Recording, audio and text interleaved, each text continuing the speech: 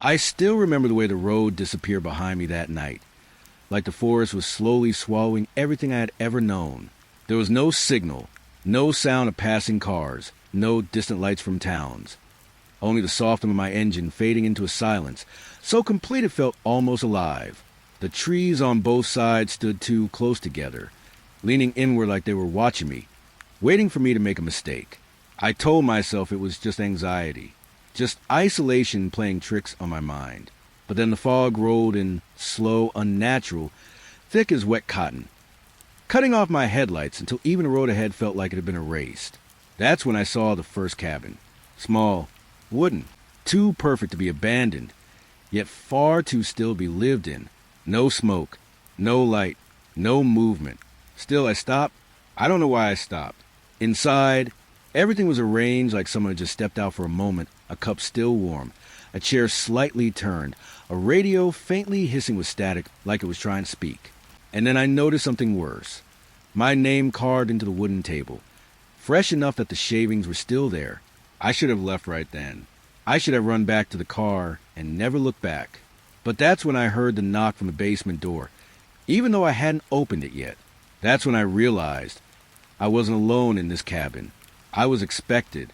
It was late evening when I first noticed the road behind me was not staying the same. I remember the sky had that dull gray glow. Not night yet, not day anymore. Just something stuck in between. The kind of light that makes everything look a little unfinished. My car headlights cut through the forest road in thin, pale beams. Trees stood on both sides, too still, too close, like they were leaning in to listen. At first, I thought I was just tired. The road was long, empty, no signs, no houses, no passing cars, just me and the forest. But then I checked the rearview mirror. The road behind me looked shorter than it should have been. I blinked once. It was gone, not blocked, not hidden, gone. Only trees stood where I had just driven through. I slowed down, my hands tightened around the steering wheel, cold and slightly damp. The air inside the car felt heavier now, like it had thickened while I wasn't looking. The GPS screen flickered. Once, twice, then reset itself. Unknown location. That's all it showed. I tapped it. Once. Then again. Nothing changed. Outside, the trees began to feel closer. Not moving fast. Not obvious. Just slowly shifting inward, like the forest was breathing. In. Out. In. I told myself it was impossible.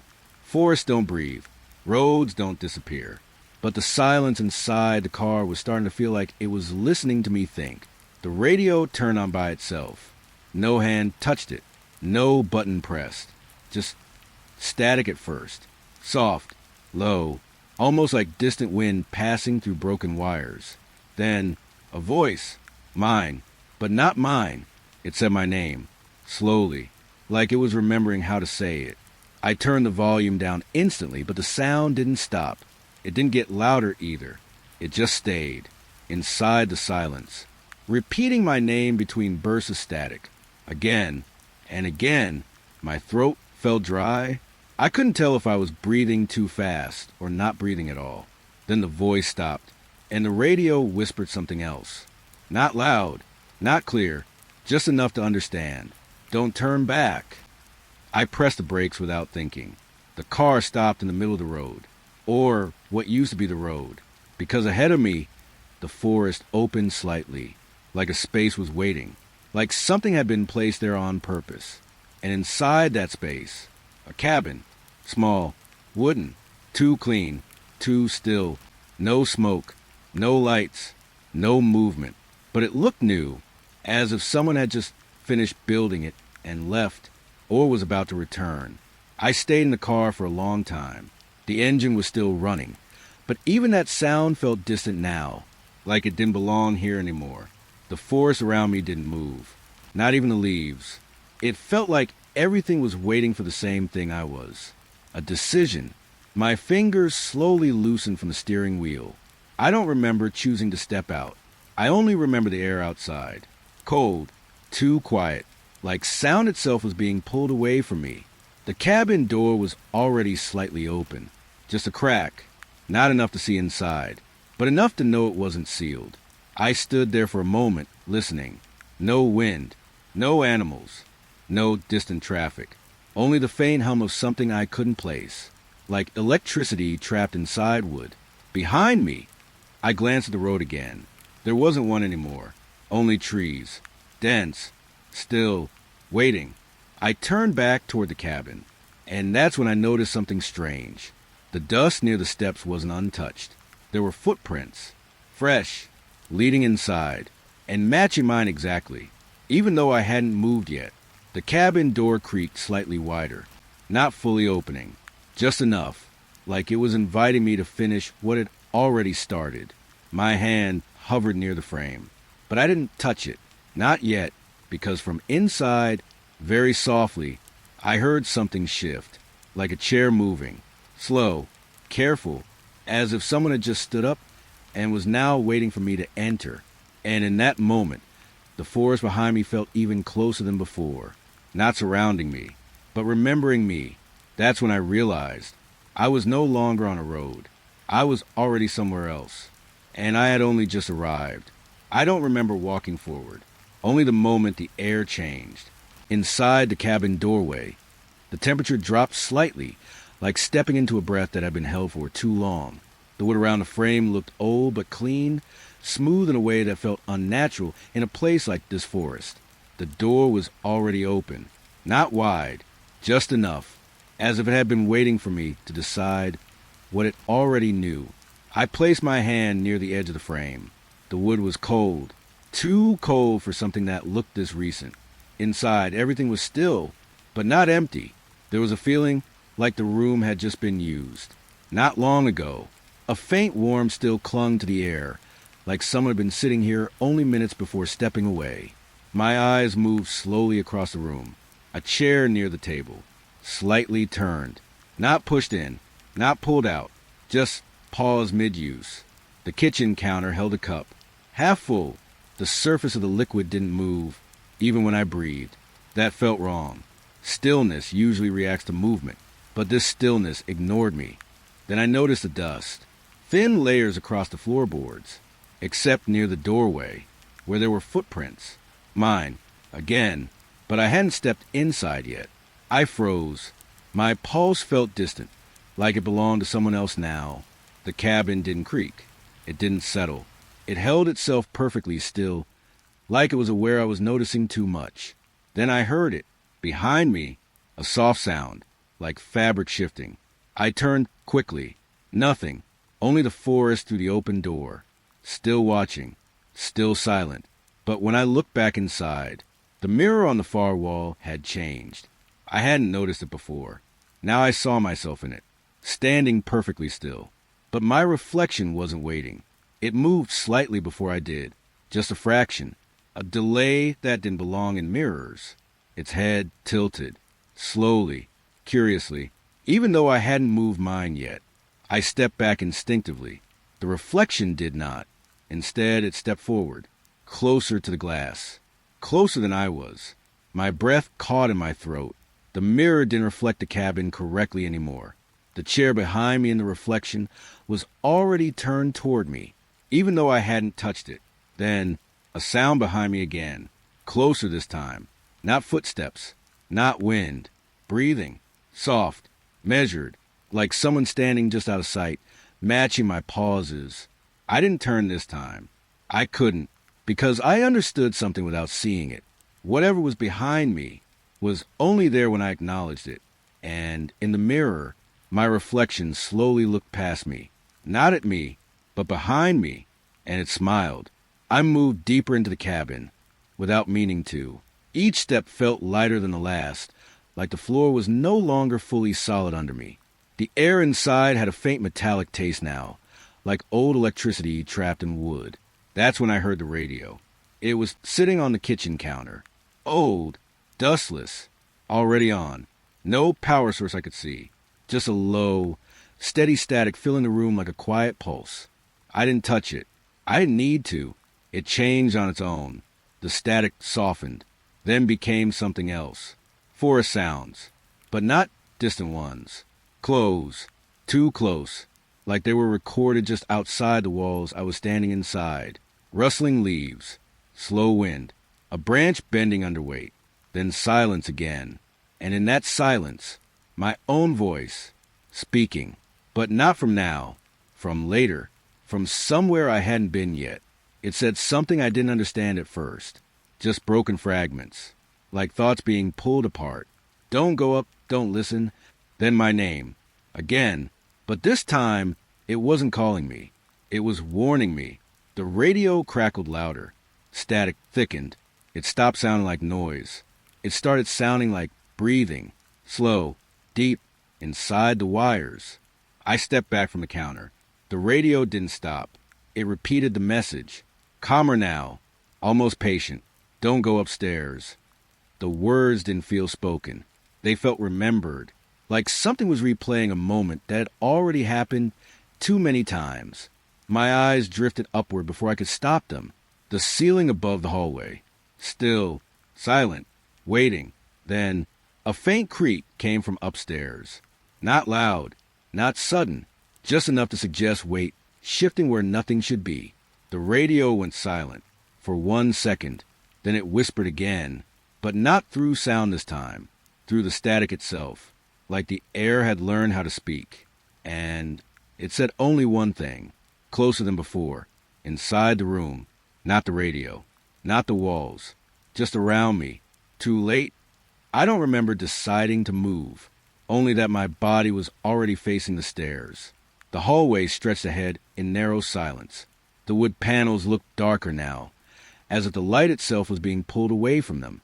Each step I took made a sound that didn't fully belong to me, and each sound came twice. The second one always delayed, like something was learning how I walked. At the top of the stairs, there was light, soft, flickering, even though I knew there was no electricity in this place. It didn't behave like a lamp. It didn't flicker randomly. It reacted. When I stopped moving, it dimmed. When I moved again, it brightened slightly, as if it was watching. A shadow passed across the hallway upstairs. Slow, silent. It stopped when I stopped. I didn't breathe for a moment. The shadow didn't move either. Then it disappeared. But the feeling of it didn't. Doors began appearing along the walls. I swear they weren't there before. Then outlines first. Then full shapes. Wooden. Old. New. All at once. One of them slowly opened inward. Without sound. No handle turning. No creak. Just space giving way. Inside was darkness. Deeper than the hallway should allow. The light behind me flickered once. Then held steady. And from inside that open door, I heard my name again. But this time, it wasn't on the radio. It wasn't in the forest. It was right behind the doorframe, waiting for me to step closer. I stayed at the top of the stairs longer than I should have. The hallway light above me flickered in slow, uneven pulses, not broken, not unstable, just patient, like it was waiting for me to decide what I already knew I would do. The air here felt different, drier, older, like the cabin had been holding its breath for a long time, and I had just stepped into the part it never exhaled. That's when I saw it, on the wall beside the first door. My name, carved into the wood, not painted, not scratched carelessly, carved deeply, cleanly, like someone had taken time with it.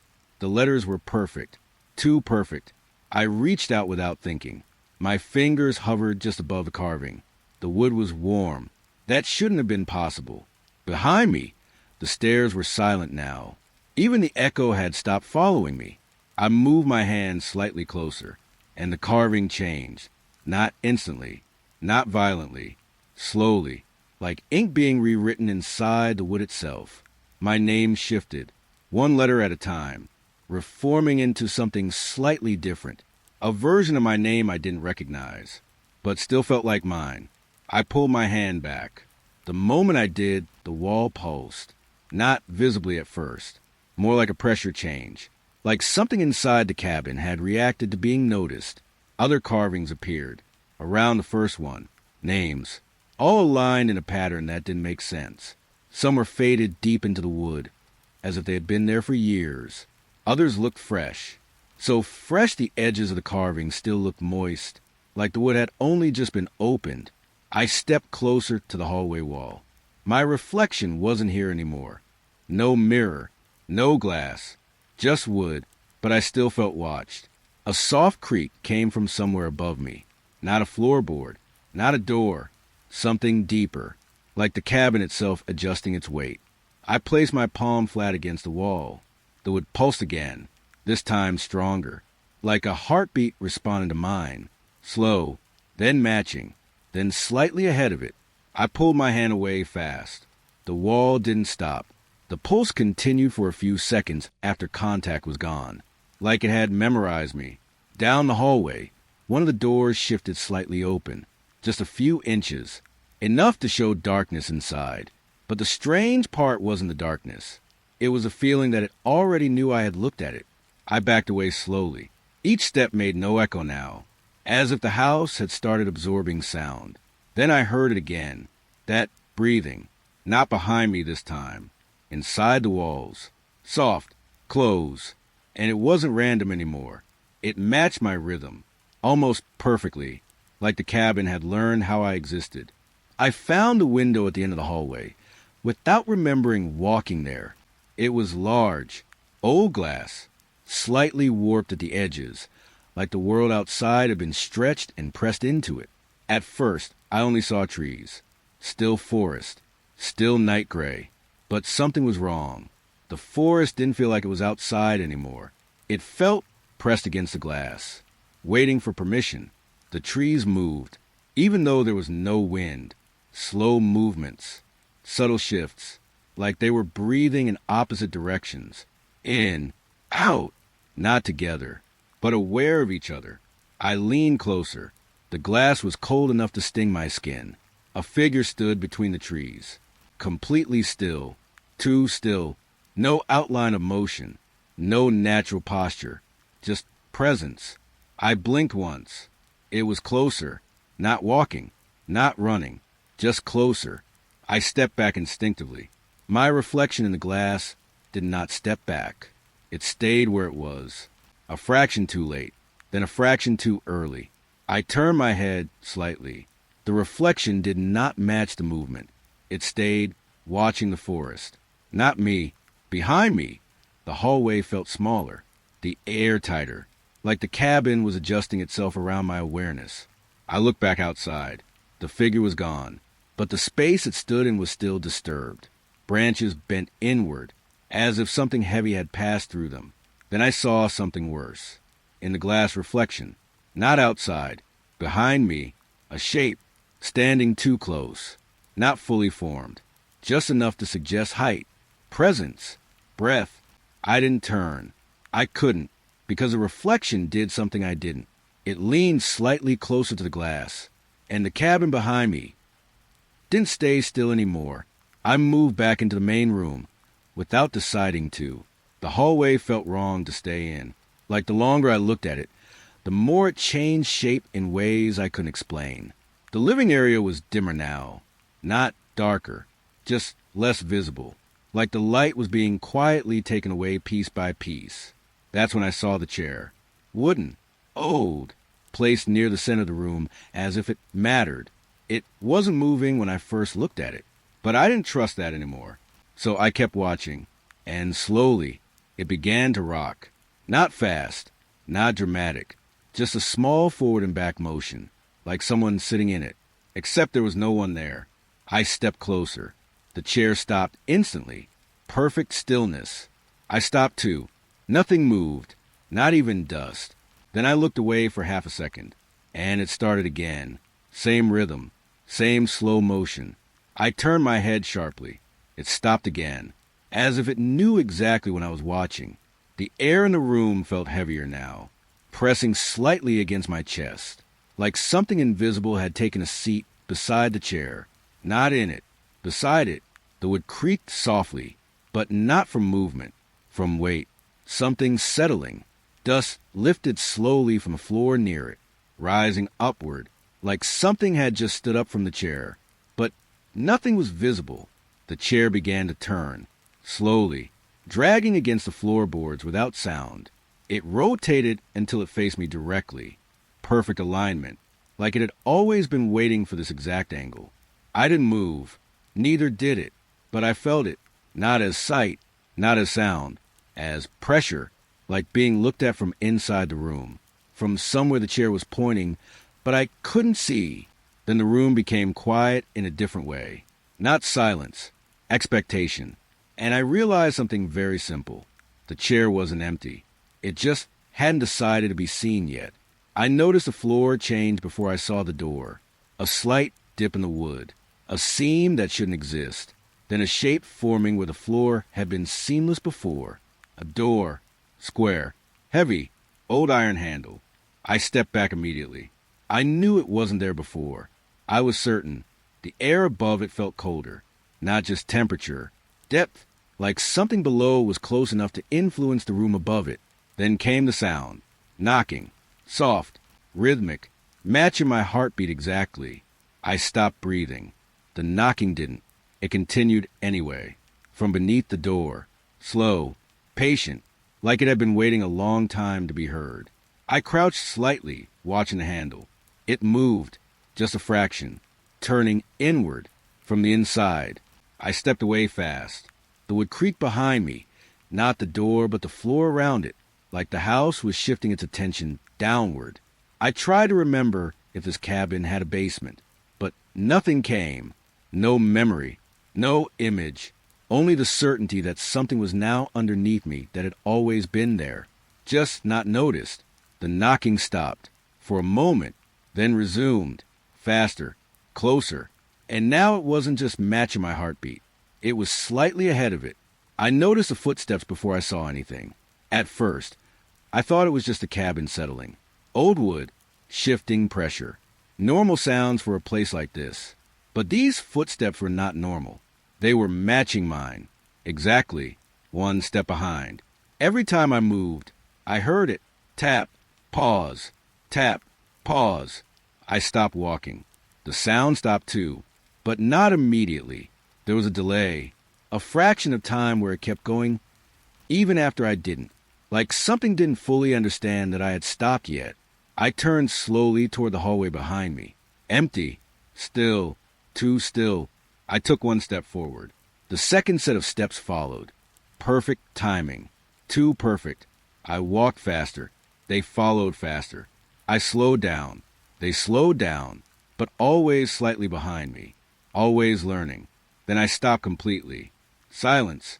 For a moment, I thought it was gone. Until I heard it again. Not footsteps this time. Breathing. Recorded somewhere nearby. I pulled my phone out without thinking and pressed record. The cabin felt tighter now. Like the air itself was being compressed into the walls. When I played it back, there were two breathing patterns. Mine and something else. Slightly deeper. Slightly delayed. But catching up, getting closer with every second. I looked toward the hallway again. Nothing there, but the feeling of presence was stronger now, like it no longer needed to follow me from behind. It could match me from anywhere. Then I understood something I didn't want to understand. It wasn't following my steps. It was learning them. And once it learned enough, it wouldn't need me to move first anymore. I found the mirror again, without meaning to. It was still in the hallway. Same place, same frame, but it felt different now, like it had been waiting for me to return to it. The glass surface was darker than before, not reflective at first glance, more like a thin layer of water stretched over something deeper. I stepped closer. My reflection appeared slowly, too slowly, then all at once. But something was off. It wasn't delayed anymore. It was independent. I raised my hand slightly. My reflection did not follow immediately. Instead, it looked at me first, then moved, like it was deciding when to respond. I froze. The reflection smiled. I didn't. It smiled anyway, slowly, carefully, like it had been practicing. I stepped back. The reflection stayed closer to the glass than I did. Then it turned its head, slightly, not toward me, past me, like it was looking at something behind me that I couldn't see. I felt the air behind my neck change. But I didn't turn. The mirror cracked softly, not breaking, just splitting. A thin line appeared across the glass. Horizontal. then vertical, like a boundary forming between two versions of the same space. My reflection placed its hand on the inside of the mirror. I didn't move mine. It pressed gently, and the glass responded. A small pressure formed outward from its side, as if the mirror was becoming thin, flexible, weak. The crack widened slightly, not loudly, not dramatically, just enough to suggest separation. I stepped back again. The reflection didn't. Instead, it leaned closer. Its smile faded, not into sadness, but focus, like it had stopped pretending. Then it knocked once, from inside the mirror, a soft sound, perfectly clear. I felt it in my chest more than I heard it. The crack spread another inch, and for the first time, I realized the mirror wasn't showing me anymore. It was trying to decide which side I belonged to. I don't remember falling asleep, but I remember the silence changing. It wasn't gradual. It just skipped, like the world blinked. When I looked at the clock in the cabin kitchen, the numbers didn't make sense for a moment. I stared at them too long, trying to force them into order. 1 hour was gone. Not late, not fast, just missing. The air felt wrong after that realization. Heavier in a way I couldn't explain. Like something had been removed from the room, not added. I checked my phone. Same thing. Time had moved forward without me. But I couldn't remember happening. No memory. No gap I could fill. Just absence. On the table, there were notes. My handwriting. I knew it immediately. But I didn't remember writing them. The paper was slightly warm, like it had just been touched. The words were simple, but they didn't feel like instructions. They felt like reminders I had forgotten on purpose. Outside the window, the sky had changed, not slowly, instantly. The colors shifted from gray dusk to a deeper, colder night, like someone had replaced the entire moment while I wasn't looking. I pressed my fingers against my temple, trying to anchor myself, trying to hold onto something stable. But the more I focused, the more I felt something slipping. Not time, something inside time. Something I was supposed to notice, but couldn't remember how. The cabin creaked softly, not from movement, from adjustment, like it was correcting itself after the missing hour. And then I understood something quietly terrifying. Something had happened in that hour, and whatever it was, had decided I didn't need to remember it. It started as a sound I almost ignored, a soft whisper beneath the floor. So faint it could have been imagination, but it wasn't, because it repeated. My name, slow, careful, like it was testing whether I would answer. I stepped back slightly. The floorboards beneath me felt warmer in one section, near the center of the room. I crouched slowly, pressed my ear closer, and heard it clearly, breathing, not from above, from below. The wood vibrated softly with each exhale, like something underneath was learning how to match the cabin's rhythm. Then it spoke again, not just my name this time. Memories, things I hadn't thought about in a long time, a place I used to visit, a voice I used to trust, details I couldn't fully place but still felt emotionally correct. The floorboard shifted slightly upward, just a fraction, like something was pressing gently from beneath, trying not to break through, just to be closer. I stepped back fast. The whisper paused, then returned softer, almost comforting, like it was afraid I would leave. I heard a phrase this time. Broken. Reassembled. You forgot, but I didn't. My chest tightened. Not fear exactly. Something more uncomfortable. Recognition without memory. The floor creaked again. Stronger now. A slow rise. Not forcing. Just insisting. As if something beneath was trying to remember me back into existence. And the more it remembered, the more I felt myself becoming uncertain of what I was before this cabin. I noticed the walls first. Not moving, not shaking, just expanding, barely visible, like the cabin was taking a slow breath in. Then out, the wood creaked in a rhythm that matched no wind outside. No pressure change, no natural cause, just life, hidden inside structure. I stood still in the center of the room, listening. The entire cabin inhaled, then exhaled, slow, deep, patient. The windows fogged from the inside, not from temperature, from breath. I wiped one pane clean with my sleeve. but the fog returned instantly, like it was being created from within the glass itself. The cabin wasn't just around me anymore. It was reacting to me, like I was inside something that could feel. The lights flickered softly, not failing, responding. The walls pulsed again, a deeper rhythm this time, almost emotional, like the cabin noticed my fear and adjusted itself to it. I pressed my hand against the wall, warm, alive, not wood anymore. Something underneath wood, something that remembered touch. The breathing slowed when I touched it, as if it was listening more carefully now. The entire space felt aware, not hostile, not kind, just conscious. And I realized something quietly impossible. The cabin wasn't built here. It was growing here, around me. I found the door outside by accident. Or maybe it wasn't outside. It felt outside. But distance was becoming unreliable now. The door stood alone between trees. Wooden, exactly like the cabin. Except it wasn't leading away. It was leading back. I opened it. The same cabin. Same room. Same chair. Same mirror. I stepped inside again. But something shifted immediately. The air was slightly different. A fraction colder. A fraction older. I walked back outside. Same door. Same forest. Same cabin beyond it. I opened it again. Inside, the room was empty this time. No chair. No mirror. Just silence stretched too far. I stepped back, then forward again.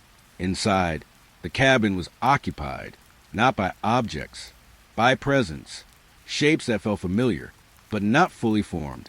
Then I saw myself, standing in the corner, watching me enter. No expression, just observation. I stepped back fast. The version of me inside didn't move, but its head tilted slightly, like it was acknowledging something I hadn't accepted yet. Every time I entered again, the room changed. Sometimes empty, sometimes filled, sometimes wrong in ways I couldn't describe. But one thing stayed consistent. There was always someone inside before I arrived, waiting, as if I was the last version to understand the loop. I noticed the first root pushing through the floor near the corner, thin, barely visible. At first I thought it was damage, old wood breaking apart. But then another appeared, then another, not breaking the cabin, growing inside it. The walls began to shift subtly, like something beneath the structure was expanding upward. Leaves pushed through cracks where would have been solid minutes before. Green, fresh, wrong. The cabin was changing shape slowly, not collapsing, integrating. The forest outside didn't feel separate anymore. It felt connected, like it was reclaiming something it had always owned. The air smelled damp now, earthy, alive. The floorboards softened slightly under my weight, not unstable, just less rigid, less human. I pressed my hand against the wall and felt something I shouldn't have. Growth, movement, slow, continuous expansion. The cabin wasn't being invaded. It was being remembered, and I stood inside it while it turned back into what it originally was. I first noticed it at the edge of the hallway light, a shadow, not attached to anything clearly visible, just present. At first, I thought it was mine, but it moved before I did. That was the first mistake. I lifted my hand slowly. The shadow followed a fraction of a second early, like it already knew what I was about to do. I froze. It froze too. Perfect imitation. Perfect timing. Too perfect. I stepped back. The shadow stepped back first. That's when I understood. It wasn't copying me anymore. It was predicting me. The light above flickered slightly, and the shadow stretched longer across the floorboards than it should have. Not distorted in shape, just wrong in behavior, like it didn't care about physical rules anymore. I turned my head slowly toward the kitchen. The shadow arrived there first. I hadn't moved yet. It had already chosen a direction. My chest tightened. I took a step toward the door. The shadow opened it before I touched it. No sound, no delay, just certainty, as if it already knew I would decide to leave, and it was preparing the path before I confirmed it. Then it stopped, completely, not because I stopped, because it had finished learning, and now it didn't need to follow anymore. It could lead. I stood in front of the window, without remembering walking there. Outside, The forest looked normal again. But normal no longer meant safe. The glass shimmered faintly, like it was remembering something. Then the image changed. Not outside, inside the glass. I saw myself, earlier, entering the forest road. But something was different. The car didn't disappear behind me the same way. The trees didn't close in at the same speed. Small changes, wrong details. Like the memory was being edited while I watched it. I leaned closer. The reflection of yesterday moved again, but it wasn't consistent. Each blink showed a slightly different version of events. Different turns, different pauses, different decisions I didn't remember making. I stepped back. The glass dimmed, then brightened again, now showing me standing outside the cabin for the first time. Except in this version, I never entered. I stayed outside, watching the cabin, waiting. The reflection turned its head toward me, not in the memory, in the present, and I realized something quietly unsettling. The window wasn't showing the past. It was rewriting what the past had decided to keep. I found the names on the wall near the hallway light. At first, I thought they were scratches, random marks in old wood. But when I leaned closer, I realized they were arranged, neatly, purposefully. Names, dozens of them. Some faded deep into the wood like they had been carved long ago. Others looked fresh enough that the edges still felt sharp, like they were written yesterday. I traced one lightly with my finger. The wood warmed under my touch, as if it recognized being read. A faint sound came from somewhere in the cabin. Not a voice, not a word, more like memory being stirred. Then I heard whispers, not clearly, not directly, but layered into the silence. Fragments of people speaking at once. Different tones, different ages, different fear levels. The cabin wasn't empty. It was remembering. And it remembered everyone who had ever stood where I stood now. The names shifted slightly as I watched.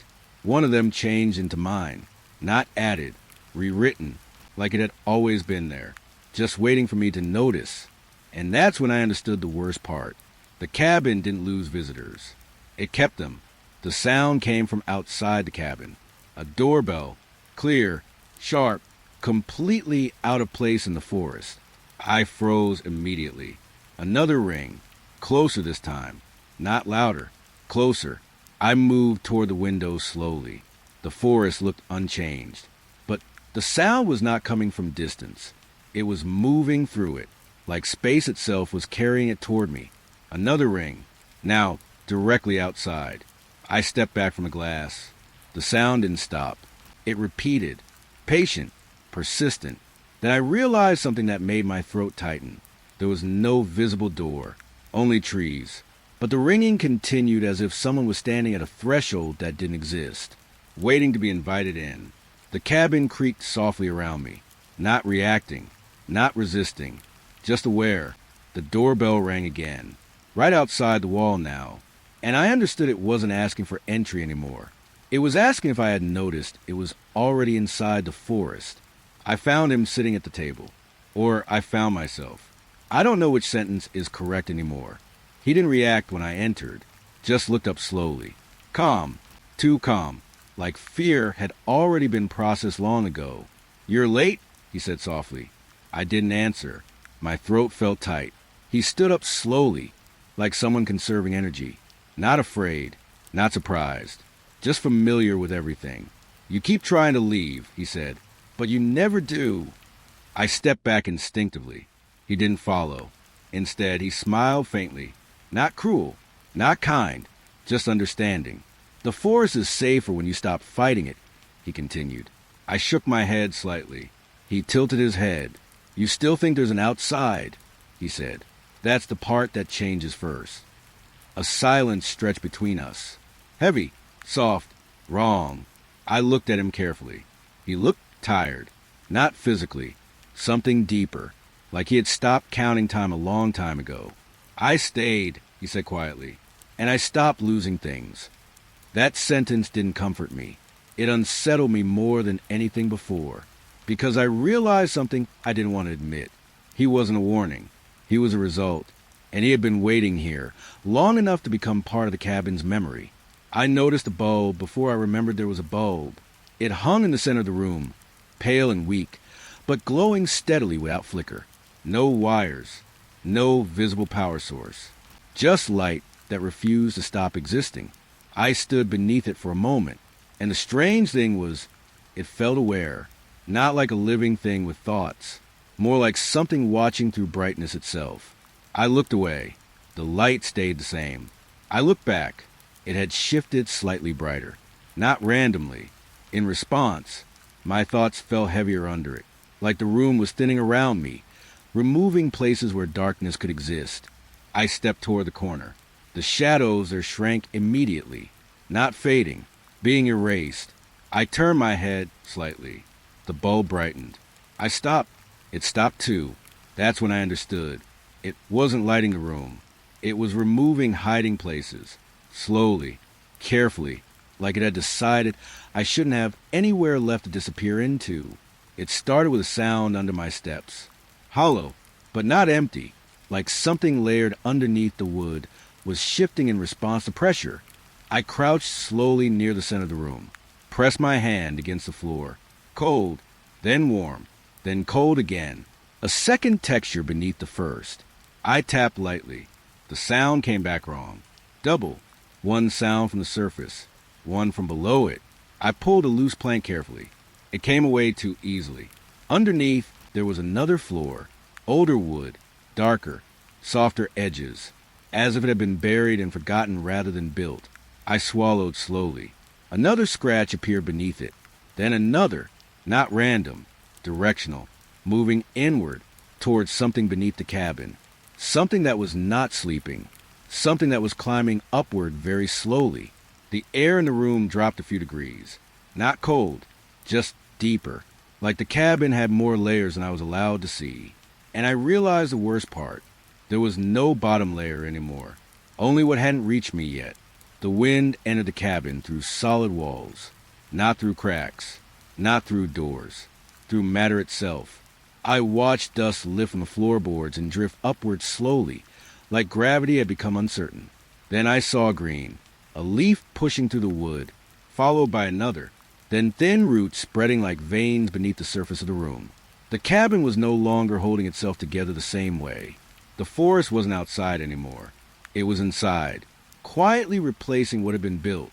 I stepped back. The wall behind me felt softer than before. Not wood, not stone, something between both. Something alive in a slow, patient way.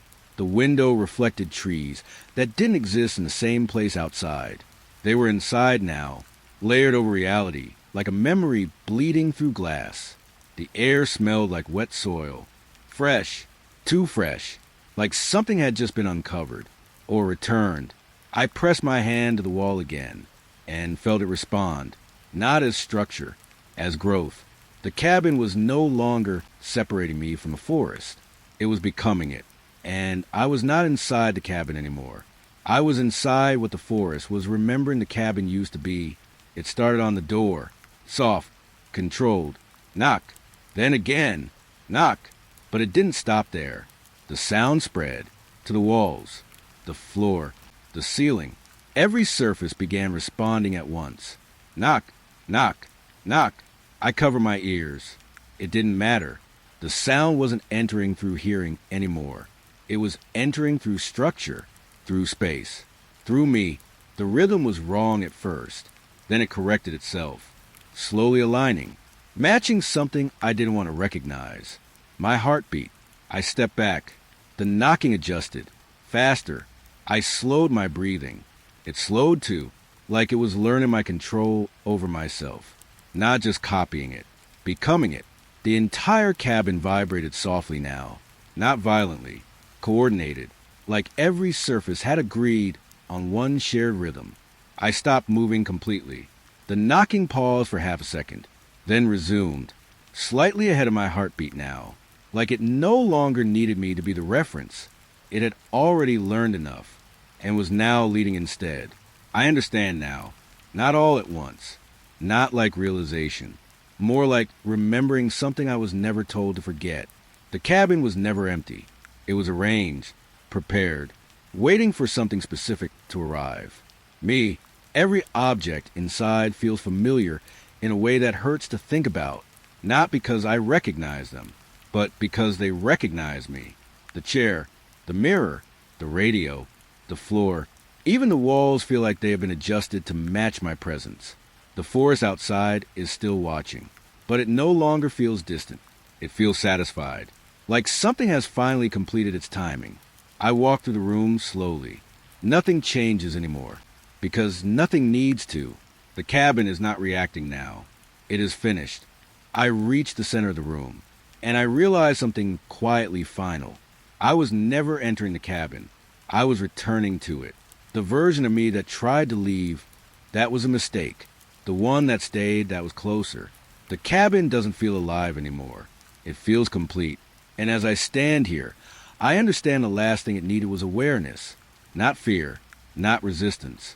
Just acceptance of the shape I've always fit into. The light above stays steady. The floor beneath me feels like it has been holding me for longer than I remember. And the forest outside does not move anymore. It only waits. Because I am no longer inside the cabin.